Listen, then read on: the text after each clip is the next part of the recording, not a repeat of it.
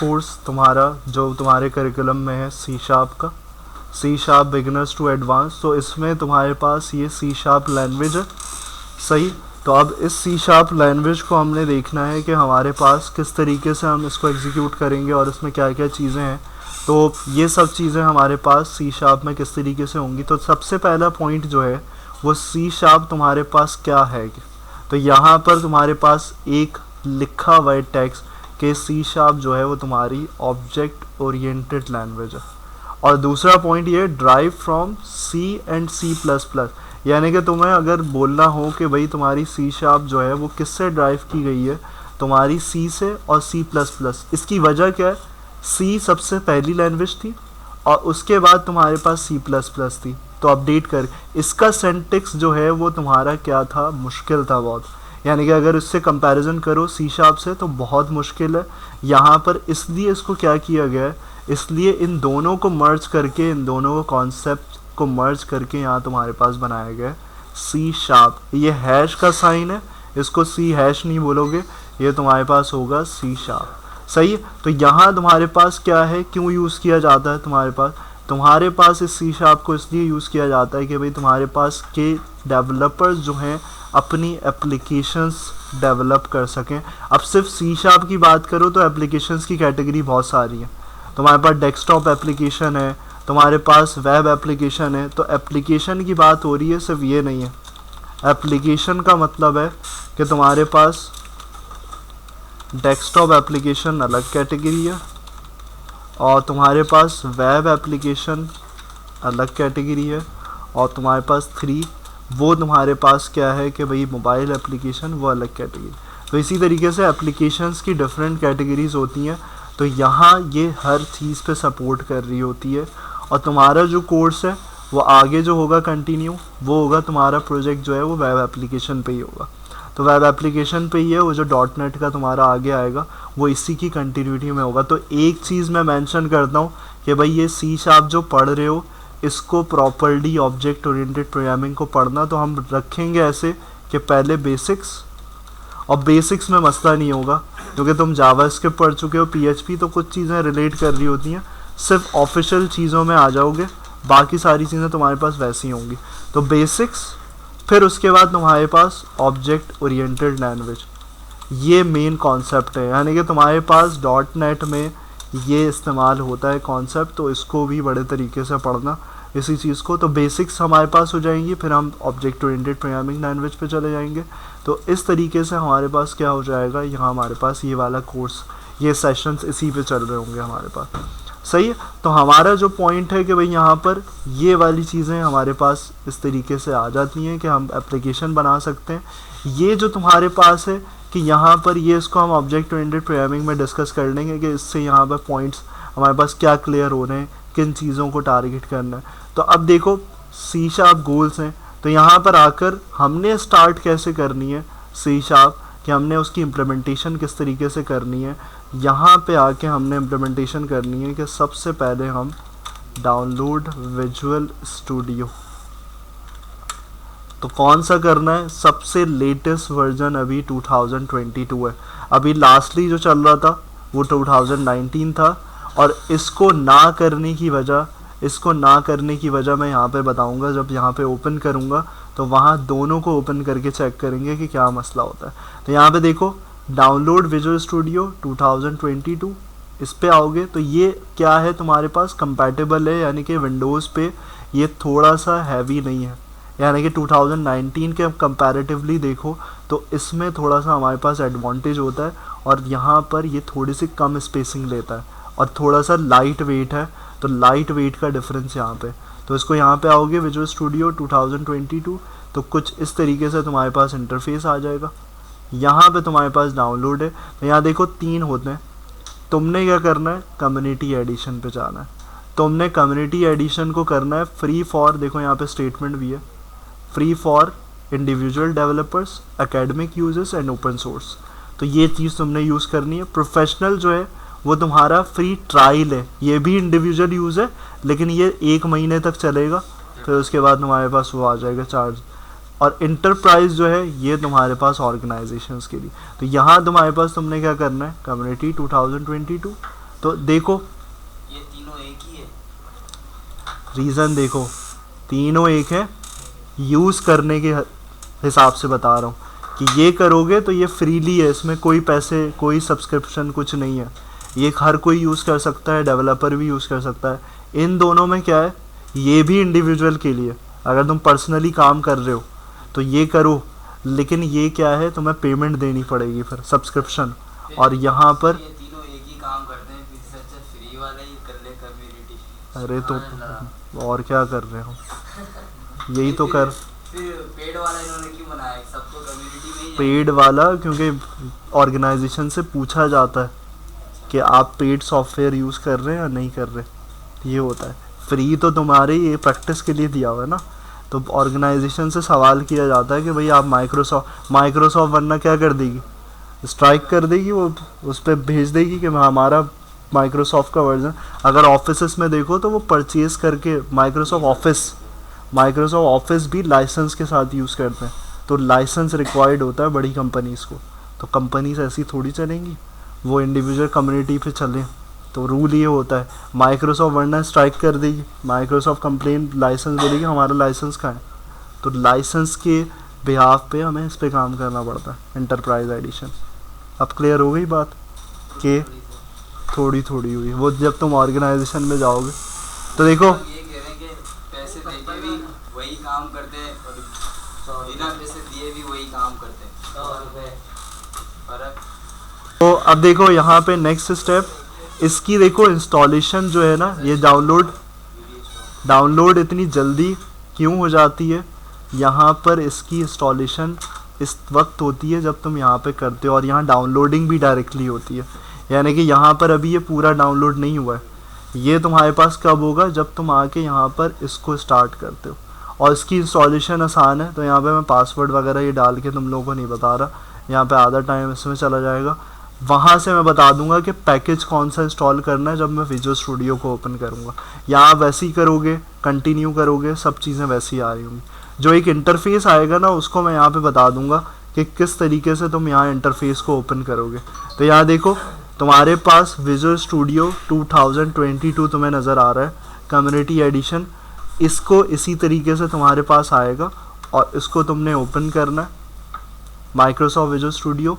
अब यहाँ पे जब आओगे तो तुम्हारा पहला स्टेप क्या होगा, तुमने यहाँ पे आके इस तरीके से तुम्हारे पास गेट स्टार्टेड, ये प्रोजेक्ट अगर नहीं बने हुए इसका मतलब है तुम्हें यहाँ से बनाना है, क्रिएट अ न्यू प्रोजेक्ट।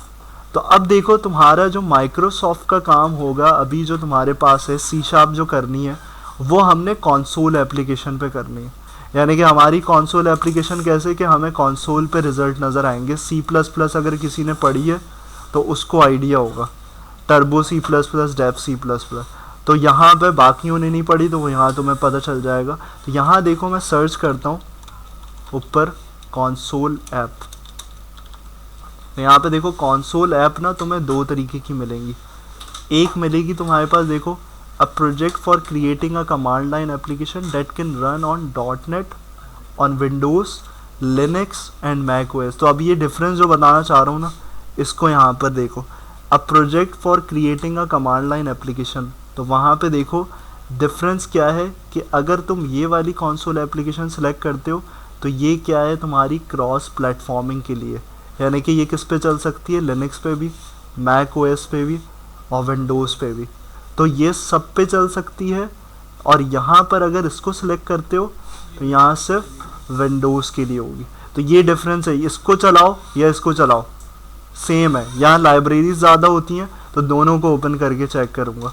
तो यहाँ पर देखो, यहाँ इसको करते हो तो सिर्फ स्पेसिफिकली किसके लिए, .NET फ्रेमवर्क के लिए, यानी कि तुम अगर चाहते हो कि भाई विंडोज़ पे काम करना है तो सिर्फ ये वाला, यानी कि ये विंडोज़ पे सपोर्ट करे तो यहाँ ये वाला काम करोगे।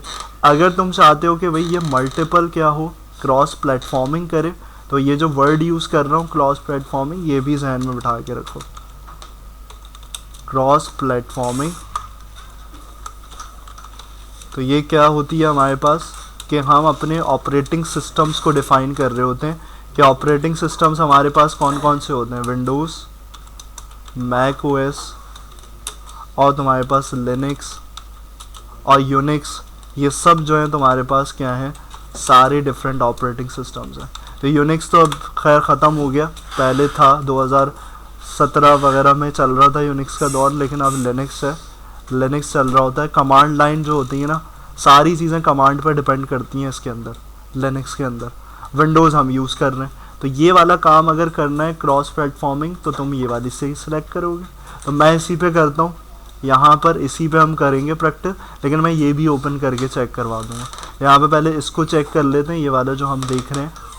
तो यहाँ पर और एक चीज़ का ध्यान रखना, इतने सारे कंसोल ऐप नज़र आ रहे हैं तुम्हें, तो यहाँ पर ये ध्यान रखना, C# पे गलत जगह क्लिक करके नहीं जाना, C++ और दूसरी जगहों पे, क्योंकि ये सबको सपोर्ट करने के लिए दे रहा है।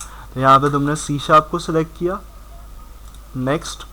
यहाँ प्रोजेक्ट का नेम डिफाइन होता है, तो यहाँ पे प्रोजेक्ट का नेम दोगे, इंट्रोडक्शन।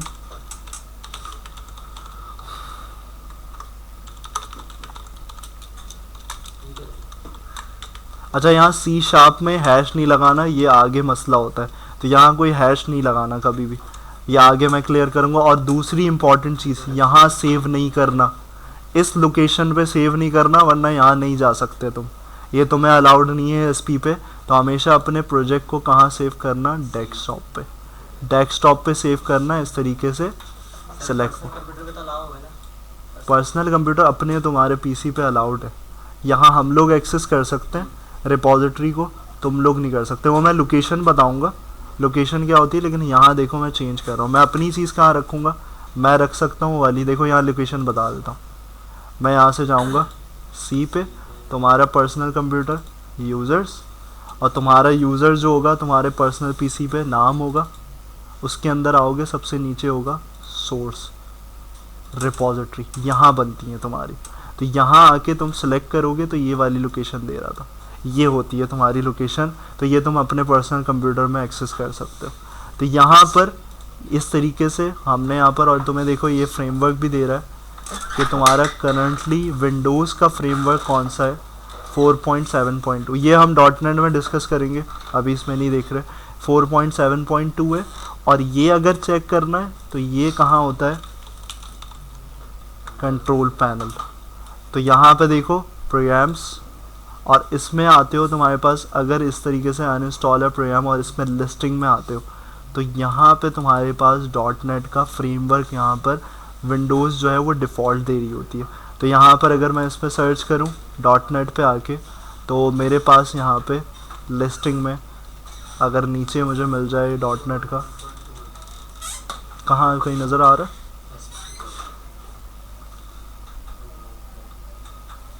इसमें ऊपर हम आ जाते हैं माइक्रोसॉफ्ट। ये देखो यहाँ पे ये वाली चीज़ें, ये विंडोज़ डिफ़ॉल्ट तुम्हारी इंस्टॉल करती है। जब तुम ऑपरेटिंग सिस्टम इंस्टॉल कर रहे होते हो, तो ये ऑटोमेटिकली क्या होता है, तुम्हारे सिस्टम में इंस्टॉल्ड होता है .NET का फ्रेम। सही। तो यहाँ पर इसी को इसी तरीके से रखोगे, क्रिएट करोगे, और ये लास्ट क्रिएशन होती है, तो तुम्हारा क्या हो जाएगा, इस तरीके से एक program.cs की फ़ाइल इस तरीके से बन जाएगी। तो देखो यहाँ पर इसको हम कंपेयर करेंगे, ये वाला बनाया, और मैं यहाँ क्या करूँ, मैं यहाँ पर आकर दोबारा एक और बनाता हूँ। दोनों को बना के चेक करने की बात कर रहे थे, तो हम देखो क्रॉस प्लेटफॉर्मिंग वाला बनाते हैं यहाँ पर, और इसको चेंज करते हैं इंट्रो क्रॉस प्लेटफॉर्मिंग। सही है। तो यहाँ पे इसको आके मैंने क्रिएट किया यहाँ पे। अब देखो यहाँ जब देते हो वहाँ देखो कुछ डिफरेंट था, यहाँ पे आके तुम्हारे पास देखो फ्रेमवर्क कौन सा ले रहा होता है, यानी क्रॉस प्लेटफॉर्मिंग पे .NET 6। तो यहाँ देखो नीचे एक आ रहा है 7.0 और एक लॉन्ग टर्म्स। तो देखो यहाँ डिफरेंस क्या है, लारावेल में हमने इस चीज़ की बात करी थी कि हमेशा कौन सा वर्जन यूज़ करते हो किसी भी फ्रेमवर्क का, जो तुम्हारा क्या हो, जो लॉन्ग टर्म सपोर्ट हो, यानी कि जो बन चुका हो पूरा। स्टैंडर्ड में क्या है मसला, ये अभी इन प्रोग्रेस है, तो इन प्रोग्रेस में सारी चीज़ें नहीं होती, लॉन्ग टर्म सपोर्ट में सब कुछ आ चुका होता है। हमेशा कभी भी लेटेस्ट वर्जन पे नहीं चला जाता, तो ये लेटेस्ट वर्जन है, उससे ऊपर 8 भी है, तो ये इन दोनों पे नहीं करना हमें जो रखना है वो .NET 6 पे रखना। यहाँ से क्रिएट करोगे इसको तो ये तुम्हारे पास क्या होगा। अब देखो यहाँ कुछ भी नहीं दे रहा, यहाँ तुम्हें क्या दे रहा है, एक डिपेंडेंसीज और यहाँ प्रोग्राम डॉट, यानी कि यहाँ पर तुम्हें कुछ ज़रूरत नहीं है इसमें क्रॉस प्लेटफॉर्मिंग में, सिर्फ एक लाइब्रेरी ऐड करनी होती है सिस्टम। तो अभी इसकी भी बात करेंगे, लाइब्रेरी हमारे पास क्या होती है। तो यहाँ पर देखो, अब यहीं डिस्कस करते हुए चलें तो तुम्हें ये वाली चीज़ भी क्लियर हो जाएगी कि हमने वो जो पिछला एक प्रोजेक्ट बनाया था उसमें लाइब्रेरीज़ का कॉन्सेप्ट आ जाएगा तुम्हें।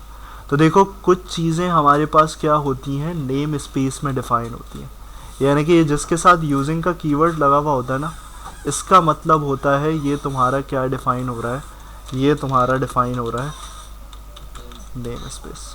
ये एक बिल्ट इन नेम स्पेस है। नेम स्पेस का मतलब इसको तुम बोलोगे कि ये लाइब्रेरी, यानी कि तुम्हारे कुछ फंक्शंस होंगे, मेथड्स होंगे, या फिर तुम उसको बोलो फंक्शंस, वो सब किस में रखे हुए होंगे, वो सब यहाँ पे होंगे। यानी कि तुम अगर ये वाली लाइब्रेरी नहीं लगाते तो तुम्हारे पास वो जो फंक्शंस हैं उस लाइब्रेरी में से नहीं आएंगे। अगर इसको डायग्रामेटिकली इस तरीके से समझाऊं कि भाई तुम्हारे पास मिसाल के तौर पर एक हम यहाँ पर यूज़ करेंगे console डॉट राइट लाइन का फंक्शन। तो ये देखो ये बिल्ट इन है, इसका काम बिल्कुल जावास्क्रिप्ट की तरह है। कौन सा वाला काम, कि कुछ प्रिंट करना है तो तुम कैसे करते हो, console डॉट राइट लाइन से करते हो। तो अगर ये करना चाह रहे हो तो ये किस लाइब्रेरी में रखा हुआ है, ये तुम्हारे पास यूजिंग जो तुम सिस्टम वाली लाइब्रेरी यूज़ कर रहे हो, अगर ये नहीं होगी तो ये वाला फंक्शन बिल्ट इन मेथड नहीं चलेगा। तो ये जो सारे फंक्शंस आ रहे होते हैं वो कहाँ से आते हैं, वो तुम्हारे इस लाइब्रेरी के अंदर। अब इसके बाद जो तुम्हारे पास होता है, तुमने बनाना होता है नेम स्पेस। नेम स्पेस का नेम बिल्कुल कैसा होना चाहिए, नेम स्पेस का नेम बिल्कुल इस तरीके से होना चाहिए, इंट्रो क्रॉस प्लेटफॉर्मिंग। तो ये वाला नाम होना चाहिए तुम्हारा, और इसी नाम को तुम यहाँ पर रखोगे, क्रॉस प्लेटफॉर्मिंग कर्ली ब्रेसेस, ये हो गया। इसके बाद अब देखो वो जो चीज़ बोल रहा था ना कि वो सी शार्प का वर्ड हैश यूज़ नहीं करो, क्यों, अगर यहाँ पे यूज़ करते हो तो यहाँ पे ये वाली चीज़ एक्सेप्ट नहीं होती। तो जब यहाँ पे तुमने रखा तो यहाँ भी रखना पड़ेगा। तो ये वाला काम इसलिए मैंने बोला था कि भाई यहाँ पर इस तरीके से नहीं रखना, हमेशा जो है वो वर्ड्स ही होने चाहिए, सही। तो देखो अब यहाँ ये हो गया पैटर्न। अब इसके बाद तुमने अपने एक मेथड को चलाने के लिए यहाँ पे क्या करना पड़ता है, एक तुम्हें बनानी पड़ती है क्लास। क्लास का कॉन्सेप्ट ऑब्जेक्ट ओरिएंटेड प्रोग्रामिंग में देखेंगे। यहाँ पर हमारे पास एक क्लास है, प्रोग्राम कोई भी बना सकते हो, और इसके अंदर पब्लिक स्टैटिक वॉइड मेन। तो देखो यहाँ पर क्या है, यहाँ VS कोड की तरह डिफ़ॉल्ट एक एक्सटेंशन होती है जो तुम्हारी पूरी कंप्लीट कर रही होती है, तुम्हें रेफ़र कर रही होती है। तो क्या करना है, तुमने टैब प्रेस करना है, टैब प्रेस करके ये तुम्हारे पास, यानी कि तुम्हारे जो कंसोल चलती है वो कंसोल किसको देखती है, तुम्हारे एंट्री पॉइंट को देखती है। यानी कि ये जो मेन फंक्शन है ना, ये तुम्हारा एंट्री पॉइंट है। अगर ये एंट्री पॉइंट नहीं होगा तो तुम्हारी क्लास कुछ भी नहीं चला सकती। यानी कि ये सबसे इम्पॉर्टेंट चीज़ है कि तुम्हारी क्लास को ज़रूरत है कि तुम फंक्शन को अगर कोई भी चलाना चाह रहे हो कोई चीज़, तो वो कहाँ डिफ़ाइंड होनी चाहिए, इस मेन के अंदर। और ये क्या कहलाता है, अगर तुमसे कोई पूछता है C# में कि entry point, what is entry point, तो वो एंट्री पॉइंट ये वाला मेथड होता है। अब देखो ये मेन क्यों चल रहा है, ये मेन यहाँ पे कैसे रेफ़र हो रहा है और कोई एरर क्यों नहीं दे रहा, ये कहाँ से उठ के आ रहा है, ये इस यूजिंग सिस्टम यानी कि ये वाली लाइब्रेरी में तुम्हारे पास मौजूद है, और वो उसको यहाँ पे यूज़ कर रहे हो तुम बिल्ट इन। तो ये बिल्ट इन फंक्शन है, ये तुम्हारे पास बिल्ट इन फंक्शन इस तरीके से। अब जो भी तुम्हारा काम है वो इसके अंदर डिफाइन होगा। अब देखो मैं कंसोल पे क्या करना चाह रहा हूँ, मैं यहाँ पर एक टेक्स्ट प्रिंट करना चाह रहा हूँ। तो मैं यहाँ पे आके console डॉट राइट, और इसके अंदर मैंने क्या किया, मैंने नेम प्रिंट कर दिया। तो देखो ये वाली चीज़ भी जो है ये सब कहाँ से आ रही है, देखो ये किस लिए होता है, represents the standard input output and error streams for console application. यानी कंसोल पे अगर हमें इनपुट देना है, कुछ इनपुट लेनी है वैल्यू, कुछ आउटपुट दिखाना है, तो हम सब के लिए क्या यूज़ कर रहे होते हैं, हम यूज़ करते हैं ये वाले कंसोल की क्लास। तो देखो ये कहाँ से रेफ़र कर रहा है, सिस्टम, और ये सिस्टम कौन सा वाला है, ये सिस्टम ये वाली लाइब्रेरी है। तो यहाँ पर इसके अंदर ये वाला मेथड तुम्हारे पास मौजूद है राइट का। तो यहाँ अब तुम अगर इसको एग्जीक्यूट करोगे तो एग्जीक्यूशन के लिए क्या होता है हमारे पास यहाँ पे होता है, तो एग्जीक्यूट तुम्हारा प्रोजेक्ट होगा और यहाँ से आके तुम इस तरीके से एग्जीक्यूशन करोगे। तो देखो कंसोल एप्लीकेशन में तुम्हारे पास जो तुमने लिखा था console.write, उसमें यहाँ तुम्हारे पास ये आ गया। अगर तुम आओ और यहाँ पे एक और लाइन देता हूँ, तो मैंने कंसोल पे एक और लाइन दी, तो यहाँ पर मैंने चेंज कर दिया कुछ कॉन्टैक्ट, यहाँ पर ईमेल डाल दी। तो अब मेथड्स का डिफरेंस बता रहा हूँ कि भाई यहाँ पर मेथड्स का डिफरेंस क्या होता है कि देखो अगर ऐसे करते हो तो यहाँ पर क्या होगा, यहाँ पर तुम्हारे पास कंसोल एप्लीकेशन जो है, अच्छा देखो मल्टीपल दफ़ा चलती है ना, तो ये होता है अगर तुमने पिछली को क्लोज़ नहीं किया और तुमने यहाँ पर डायरेक्टली चला दिया, तो देखो क्या हुआ कि यहाँ पर लाइन चेंज नहीं हो रही, एक ही उसमें क्या कर रहा है कंसोल पे दिखा रहा है। तो उसके लिए क्या करोगे, हमारे पास राइट एलन होता है, console.write लाइन यहाँ पे इस तरीके से ये, तो ये तुम्हारा मेथड ये भी बिल्ट इन है। ये किस लिए होता है कि तुम्हारा राइट भी करेगा और तुम्हारी लाइन भी चेंज करेगा। तो तुमने लाइन अगर चेंज करनी है तो इस तरीके से यहाँ पर, अच्छा तो यहाँ पर इस पे लगाने की ज़रूरत नहीं है, यहाँ पर जब ज़रूरत होगी, अगर तुम अगर थर्ड लाइन में जाते हो तो अभी यहाँ पर ज़रूरत नहीं है, कोई इम्पैक्ट नहीं पड़ेगा। तो यहाँ पे आके तुमने इसको किया दोबारा एग्जीक्यूट और यहाँ पे आए तो तुम्हारे पास इस तरीके से लाइन ऑटोमेटिकली चेंज हुई। क्यों, क्योंकि तुम्हारा ये बिल्ट इन मेथड इस तरीके से एग्जीक्यूट हो रहा है। सही, तो ये तुम्हारी एक बेसिक सी। अब देखो यहाँ पर ये वाले प्रोजेक्ट को यूज़ करो या फिर वो वाला, तो वहाँ देखो हमें डिफरेंस समझ में आ रहा है क्लियरली कि हम देखो यहाँ पे क्या करता हूँ। अब देखो ये तरीका क्या मैं देखो ओपन कर रहा हूँ प्रोजेक्ट, तो यहाँ पर ओपन प्रोजेक्ट और यहाँ पे आता हूँ मैं प्रोजेक्ट सॉल्यूशन पे, और मैंने जो एक बनाया हुआ था पुराना वाला अभी जो तुम लोगों को बना के दिखाया था सिर्फ विंडोज़ के लिए, उस पे आते हैं सी और यहाँ पे आके यूज़र्स, और इस पे मैं गया यहाँ पर सोर्स रिपॉजिटरी। तो देखो ये बनाया था हमने इंट्रोडक्शन टू सी। तो देखो इसको ओपन करने का तरीका ये है, ये रख के ओपन नहीं करोगे, सॉल्यूशन पे ओपन करोगे। एसएलएन का मतलब होता है सॉल्यूशन। तो हमेशा तुम्हारा प्रोजेक्ट देखो ये फोल्डर रखे हुए हैं, इसमें नहीं जाओगे कभी भी, ये तुम्हें यहाँ नज़र आएंगे। तुम्हें क्या करना है, हमेशा ओपन करना है अपने सॉल्यूशन से। ओपन करोगे, यहाँ आ गए तो देखो तुम्हारा पूरा प्रोजेक्ट जो है वो खुद ब खुद ऑटोमेटिकली आ जाएगा। तो यहाँ देखो लाइब्रेरीज देखो सिस्टम वाली है, लेकिन उसके साथ साथ कुछ और भी ये रेफ़र कर रहा है तुम्हें, और तुम्हें यहाँ पे पूरा बना के दे रहा है ये पैटर्न। तो ये, लेकिन वजह क्या है, वजह ये नहीं है कि हमें सब ये मिल रहा है, सब ये मिल रहा है तो ये तो और अच्छा है, लेकिन ये क्रॉस प्लेटफॉर्मिंग के लिए नहीं है, वो क्रॉस प्लेटफॉर्मिंग के लिए। तो तुम चाहो तो इसमें काम करो, उसमें काम करो, सेम इम्प्लीमेंटेशन है।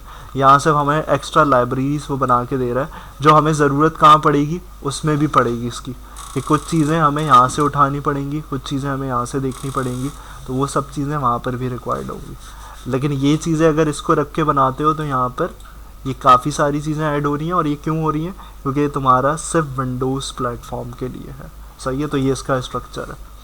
सही है, यहाँ तक करो इम्प्लीमेंट, फिर उसके बाद हम सी के भाई तुम्हारी प्रोग्रामिंग लैंग्वेज जो है वो किस तरीके से होती है। तो यहाँ पर तुम सी शार्प की बात कर रहे हो, तो सी शार्प तुम्हारे पास किस प्रोग्रामिंग लैंग्वेज जो है वो किस चलो अच्छा देखो सी शार्प में तुम्हारे पास सी शार्प किस लैंग्वेज की कैटेगरी में आती है ये देखना है हमें। तो हमने सबसे पहली बात की कि भाई ये क्या है, तुम्हारी एक प्रोग्रामिंग लैंग्वेज। अब प्रोग्रामिंग लैंग्वेज में तुम्हारे पास क्या होती हैं, कुछ कैटेगरीज होती हैं। लैंग्वेजेस की बात करो, अगर प्रोग्रामिंग लैंग्वेज एक कैटेगरी में एग्जिस्ट करती है और लैंग्वेजेस तुम्हारे पास डिफरेंट होती हैं। कौन कौन सी, कि अगर लैंग्वेजेस की बात करूँ तो यहाँ पर सबसे पहले हाई लेवल लैंग्वेज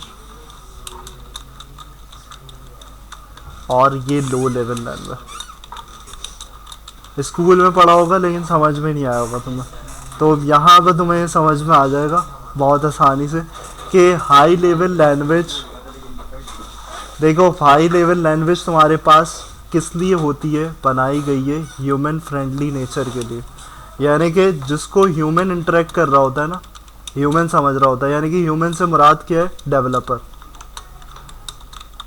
तो डेवलपर सी शार्प का कोड कर रहा है तो उसको ये पता है कि इस फंक्शन से क्या होना है, इस फंक्शन से क्या होना है। तो यहाँ पर देखो इसको बोलते हैं, मैच करते हैं, जैसे तुम्हारी इंग्लिश लैंग्वेज होती है तो वो अंडरस्टैंडेबल होती है ह्यूमन में।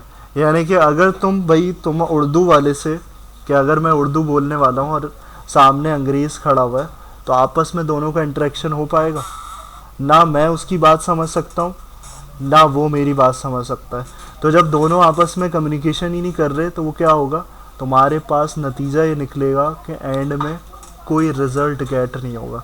तो बिल्कुल इसी तरीके से तुम्हारी जो हाई लेवल लैंग्वेज है वो किसके लिए बनाई गई है, ये ह्यूमन की अंडरस्टैंडिंग के लिए। यानी कि तुम्हारा ह्यूमन फ्रेंडली नेचर इसको बिल्ड करने के लिए बनाई गई। यानी कि तुम्हारे प्रोग्राम तुम जो बनाना चाह रहे हो, तुम जो कंप्यूटर को समझाना चाह रहे हो और तुम्हारे जहन में जो है वो आपस में मैच कर जाए।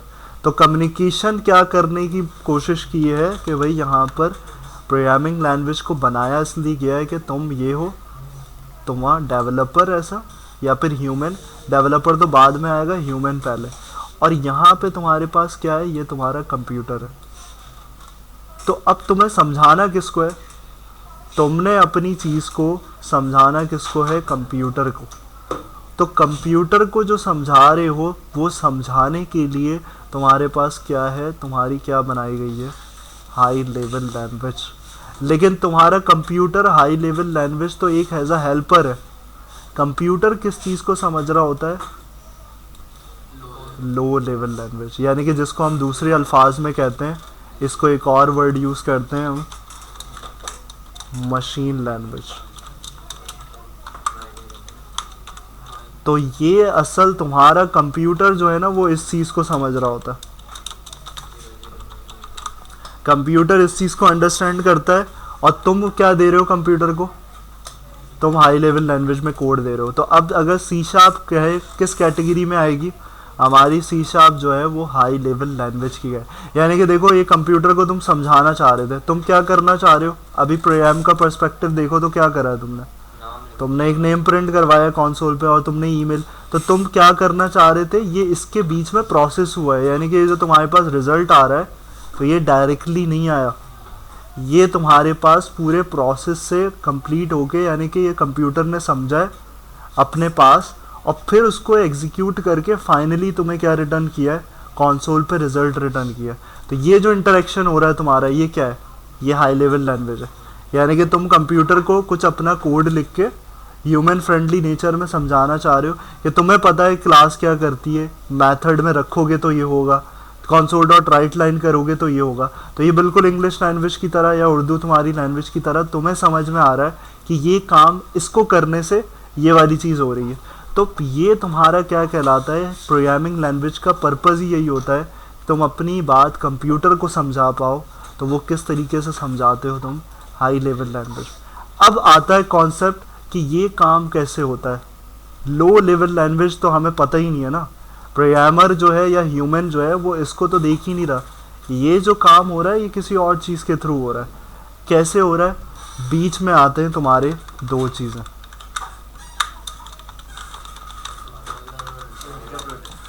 ये भी नहीं समझ में आया होगा तुम्हें। तो कंपाइलर और इंटरप्रेटर क्या होते हैं, सिर्फ सिंगल सा डिफरेंस होता है। कंपाइलर जो है वो तुम्हारा पूरा कोड, सारी स्टेटमेंट्स एक साथ कर लेता है इम्प्लीमेंट। यानी कि तुमने जितनी चीज़ें लिखी हैं वो सब क्या कर लेगा कंपाइलर, एक ही टर्न में पूरा अंडरस्टैंड करके और उसको कहाँ पास करेगा, उसको पास करेगा आगे इंटरप्रेटर को नहीं। ये दोनों अलग कंपोनेंट्स हैं। ये मशीन लैंग्वेज को देगा, यानी कि तुम्हारा ये जो कोड है, ये जो तुमने लिखा है, ये सारा किस फॉर्म में कन्वर्ट हो जाएगा, मशीन लैंग्वेज में। और मशीन लैंग्वेज कैसे समझ रही होती है, 0-1, यानी कि बाइट्स कोडिंग। तो वो जो बाइट्स में होता है काम, वो तुम्हारा कहाँ हो रहा होता है, वो मशीन लैंग्वेज में हो रहा होता है काम। तो ये जो कोड है तुम्हारा कहाँ जा रहा है कन्वर्ट होके, ये तुम्हारा जा रहा है लो लेवल लैंग्वेज, यानी कंप्यूटर अंडरस्टैंड कर रहा है।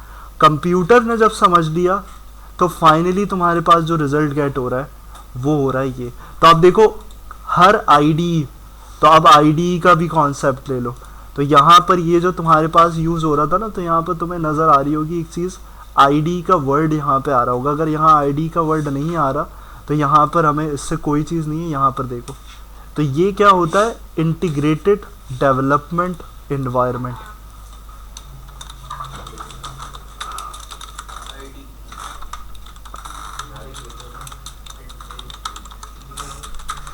तो इंटीग्रेटेड डेवलपमेंट एनवायरनमेंट का मतलब कि कोई भी चीज़ बन रही है, जैसे विजुअल स्टूडियो बनाया गया, वो क्या है, एक आईडी है किसको सपोर्ट करने के लिए, कि तुम कंसोल एप्लीकेशन पे काम करना चाह रहे हो, तुम सी शार्प की लैंग्वेज को यूज़ करना चाह रहे हो। तो कुछ भी लैंग्वेजेस होती हैं उसके लिए क्या बनाया जाता है, एक आईडी बनाया जाता है, ताकि उस पर हम काम कर सकें, डेवलपर कोई भी ह्यूमन वहाँ पर क्या कर सके, अपनी चीज़ इम्प्लीमेंट कर सके। तो वो जो इम्प्लीमेंट तुम्हें इंटरफेस दिया जा रहा है वो क्या है, आईडी। तो आईडी में एक बिहेवियर रखा जा रहा है, वो कौन सा रखा जाता है, वो इंटरप्रेटर इस्तेमाल नहीं किया जाता।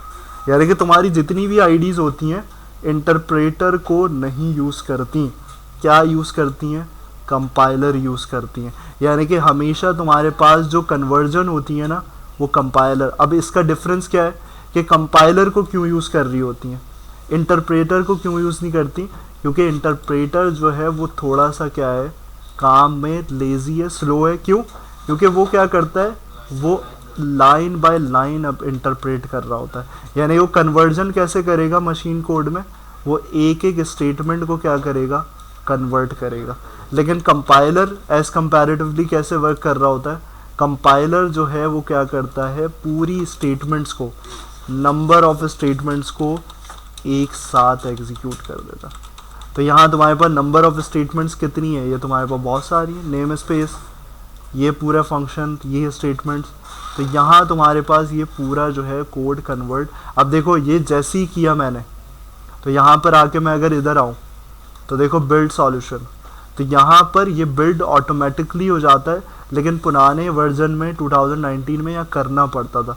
तो बिल्ड सॉल्यूशन का मतलब है तुम क्या कर रहे हो, तुम इस प्रोग्राम फाइल को एग्जीक्यूट करवाना चाह रहे हो। तो ये देखो ये जो चीज़ हुई है ना, ये तुम्हारी क्या हुई है, पूरा कंपाइल हो गया है कोड। यानी कि इसने समझा दिया है, तुम्हारी मशीन लैंग्वेज में कन्वर्ट हो चुका है। तुम्हें सिर्फ किस चीज़ की देर है, यहाँ पर उसको मशीन लैंग्वेज से देखने की कि उसने फाइनली क्या रिजल्ट तुम्हें दिया। तो ये जो है कंप्यूटर अब समझ के तुम्हें दे रहा है कि तुमने कंप्यूटर को ये समझाना चाहा था और तुम्हें एज अ रिटर्न क्या कर रहा है, ये वाली चीज़ रिटर्न कर रहा है। तो ये पूरा कॉन्सेप्ट जो है ना, ये सबसे पहली चीज़ यही होती है इंटरव्यूज़ में। तो ये पता होनी चाहिए कि कंपाइलर बीच में कौन सा चीज़ है, कौन सा टूल है, कौन सा कंपोनेंट है जो वर्क कर रहा होता है, तो वो ये वर्क करता है। इंटरप्रेटर क्यों नहीं कर रहा, क्यों आईडीज़ प्रोवाइड नहीं कर रही इंटरप्रेटर को, तो वो भी पता होना चाहिए। सही। तो यहाँ पर ये वाली चीज़ें जो है वो तुम्हारे पास यहाँ सब चीज़ें पता होनी चाहिए। ये प्रोग्रामिंग लैंग्वेजेस में सब चीज़ें इम्पॉर्टेंट हैं। तो अब देखो यहाँ पर एक और चीज़ जो दूसरी जो आगे हमारे पास काम आएगी, तो ये हमने देख लिया कॉन्सेप्ट प्रोग्रामिंग लैंग्वेज का। यहाँ पे क्या कर सकते हैं हम, इसी सॉल्यूशन के अंदर रहते हुए एक और प्रोजेक्ट ऐड कर सकते हैं, या कि हमें यहाँ पर प्रोजेक्ट अलग से बनाने की ज़रूरत नहीं है। तो यहाँ मल्टीपल प्रोजेक्ट्स बन सकते हैं। तो मैं यहाँ पे आऊँ क्रॉस प्लेटफॉर्मिंग में, नेक्स्ट करूँ और यहाँ पे क्या करूँ, यहाँ पर मैं एक और प्रोजेक्ट देता हूँ, प्रोजेक्ट 2। इस तरीके से यहाँ पे मैंने लॉन्ग टर्म सपोर्ट .NET, तो यहाँ देखो तुम्हारे पास ये वाली चीज़ आ गई। इसमें क्या करें, तो देखो यहाँ पे आ गया प्रोजेक्ट। इसमें तुम्हारे पास यहाँ पे जो चीज़ रखी हुई है, इसी को हमने लिया, कॉपी किया और यहाँ पे आके पेस्ट कर लिया। सिर्फ हमें चेंज क्या करना होगा, इसका नेम स्पेस, नेम स्पेस हमने क्या बनाया, प्रोजेक्ट 2। तो देखो यहाँ कॉन्सेप्ट में क्या बताना चाह रहा हूँ, यहाँ पर ये बताना चाह रहा हूँ ये जो तुमने प्रोजेक्ट्स बनाए ये तुम्हारी कहलाती हैं असेंबलीज। यानी कि अगर तुमसे इंटरव्यू में ये पूछ लिया गया ना असेंबलीज, तो इधर उधर शक्लें देखने के बजाय तुम ये बताओगे कि ये असेंबली है, यानी कि ये पूरी तुम्हारी असेंबली, और असेंबली की रिप्रेजेंटेशन क्या होती है, ये असेंबली कहलाती है। तो असेंबली टू असेंबली भी वर्क होता है, यानी कि ये अलग तुम्हारे पास असेंबली है प्रोजेक्ट, और ये अलग तुम्हारे पास असेंबली है। तो असेंबली को इंडिकेट जो है ना वो इस तरीके से कर रहे होते। तो यहाँ पे हमने चेंज किया और इसको लिया। अब देखो तुम्हारे पास क्या है कि अब मैं प्रोजेक्ट चलाता हूँ तो कौन सा प्रोजेक्ट चलेगा, तो यहाँ हमें उसको चेंज करना पड़ेगा स्टार्टअप। देखो अभी कौन सा है, अभी ये वाला प्रोजेक्ट नहीं चलेगा, और इसमें चेंज कैसे पता चलेगा कि भाई हम यहाँ पे दूसरी चीज़ें प्रोवाइड करें। तो एक चेंज लें ताकि हमें पता हो। तो अभी देखो एग्जीक्यूट करोगे कौन सा चल रहा है, ये प्रीवियस वाला जो मैंने पहले बनाया था। तो उसको करने के लिए यहाँ पर तुम आओगे और यहाँ से तुम इसमें प्रॉपर्टीज़ में जाओगे कि इसका स्टार्टअप चेंज करना है। प्रॉपर्टीज़ में गए और यहाँ पे तुम्हारे पास देखो क्या होगा, सिंगल स्टार्टअप प्रोजेक्ट। यहाँ से आके क्या करोगे, तुम्हारे पास जितनी असेंबलीज बन रही होंगी वो तुम्हारे पास यहाँ पे आ जाएगा। तो यहाँ तुमने अप्लाई कर दो या फिर डायरेक्टली ओके कर दो, तो तुम्हारे पास ये वाली चीज़ आ गई। अब इसको एग्जीक्यूट करोगे प्रोजेक्ट 2 पे, तो प्रोजेक्ट 2 पे जो तुम्हारे पास रिज़ल्ट आएगा अब वो ये वाली असेंबली का रिज़ल्ट आएगा। सही, तो ये देखो यहाँ पर एक है, और एक तुम्हें एक और चीज़ यहाँ पे नज़र आई होगी, यहाँ मल्टीपल स्टार्टअप। तो यहाँ देखो अगर मल्टीपल करते हो तो सब उसकी कैटेगरी में आ जाएंगे, यानी कि दोनों जितने प्रोजेक्ट्स होंगे वो सब यहाँ पे तुम्हारे पास। देखो अब यहाँ चॉइस देगा कि तुमने यहाँ पर स्टार्ट तो करना है, लेकिन कौन सी वाली चीज़ को स्टार्ट करना है। यानी कि देखो यहाँ पर तुम्हें क्या एरर देगा, unable to start debugging, the startup project can not be launched. क्यों, क्योंकि पहले तो ऑटोमेटिकली आ रहा था ना। अब देखो यहाँ पे क्या होगा, यहाँ चेक करोगे तो मल्टीपल पे पहले यहाँ देखो ऑप्शन आ गई, यानी कि बार बार तुम्हें कहाँ नहीं जाना पड़ेगा, प्रॉपर्टीज़ में जाके प्रोजेक्ट को सेलेक्ट नहीं करना पड़ेगा। यहाँ आके प्रोजेक्ट 2, तो देखो यहाँ सेलेक्ट किया तो ये तुम्हारा प्रोजेक्ट 1 चलाना है, तुमने जो किया था यहाँ आए और इसको एग्जीक्यूट। तो मल्टीपल स्टार्टअप प्रोजेक्ट पे ये एडवांटेज है जो तुम्हें चेंज करने की ज़रूरत बार बार नहीं पड़ेगी।